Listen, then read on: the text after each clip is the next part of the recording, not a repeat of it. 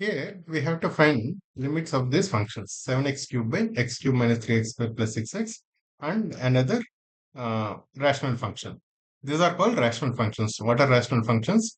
Which are in the form of polynomial by polynomial. P of x by q of x. P of x is a polynomial. Q of x is a polynomial. So both are polynomials. These are called rational functions. Now, when x tends to infinity or minus infinity, what are the dominating terms? Or which are the most important terms? The 7x cube and x cube. Because these all terms will be much less significant when compared to x cube or 7x cube. The highest power is the most significant one. Right, in this case, 10x power 5 in the numerator and x power 6 in the denominator. So, when x tends to infinity, these two are the significant ones. So, we can directly say 7 by 1 is the limit. 7x cube by x cube, then x cube and x cube will get cancelled. So 7 is the limit, we can say. In this case, 10x power 5 by x power 6, x power 5 will get cancelled and 10 by 6 will be the most significant one, 10 by x. And again, x is 10 by x. When x tends to infinity, this tends to 0. So clearly, the denominator, which is in the power of x power 6, will grow much faster than the numerator. Okay, if you have to say this algebraically, what will we say? We'll divide by x cube on both numerator and denominator. We'll be left with 7 by 1 minus 3 by x by 6 plus 3 by x plus 6 by x square. We are dividing by x cube everywhere. Okay, numerator only 7 will be left here 1 minus 3 by x plus 6 by x square. So then when x tends to infinity, obviously 1 by x tends to 0. This will also tend to 0. This only 7 will be left. Even minus infinity also is the same thing. These two will tend to 0. It will be still 7. When x tends to infinity in this case, we'll again divide by x power 5. Right. Or we'll divide by x power 6, the highest power of the denominator. All of this by x power 6. Right. Then denominator will become 1. Then in numerator will be left with 10 by x plus 1 by x squared plus 31 by x power 6. So all of them will be zeros. So 0 by 0, this is equal to 0. Right. So if you have to show this algebraically. Now, because we have these polynomials, rational functions, right, we have a very important theorem, generalized theorem. Okay, we have a polynomial by polynomial, and in the case where n is less than k, n is less than k in this case, the first one, right? N is less than k in this case. 5 is less than 6.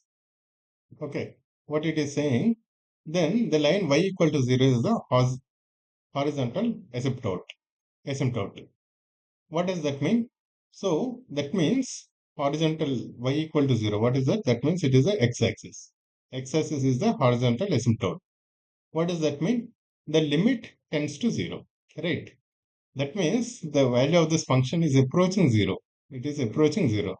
Right. So obviously that means the limit of this function, limit of when x tends to infinity, the horizontal axis, that means limit tends to 0. Right. Now, when n equals to k, this and this, in the first case, 7 and this one, then what we are getting, what it is saying, then the line y equal to a n by b n, that is this one. The fraction of this is the horizontal asymptote for the graph. What does that mean? Again, so what it is saying, 7 by 1 is the horizontal asymptote.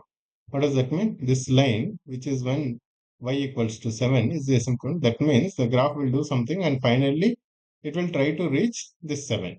Okay. So, which is what? What does that mean? Horizontal asymptote means when x is tending to infinity, this graph will approach 7. Right. This is the horizontal asymptote. When even if you are approaching minus 7 also, it will still approach this line. So that is the significance of this. When x tends to infinity or minus infinity, this graph is approaching this 7. 7 is the fraction of the coefficients of the leading term when n and k are equal. Right. When n is greater than k, obviously the numerator will dominate a lot and there is no horizontal asymptote. Right. So the graph will keep growing. So you cannot have a horizontal asymptote.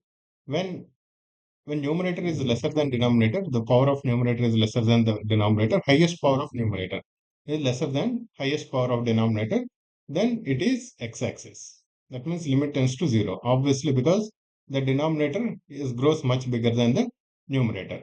When numerator and denominator, the biggest power is same and there are coefficients, obviously the graph remaining terms become insignificant and the graph will tend to approach the ratio of these coefficients, right? Both on the right side, on the left side. So that becomes the limit.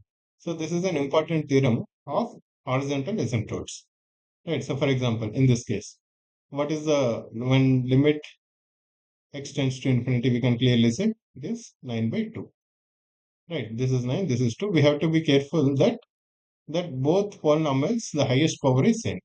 Here what will it become? It is minus 1 by 1, which is again equal to minus 1 when limit x tends to infinity. Right, yes. Hope you understood. Thank you. This is how we understand what are horizontal asymptotes. Thank you, guys.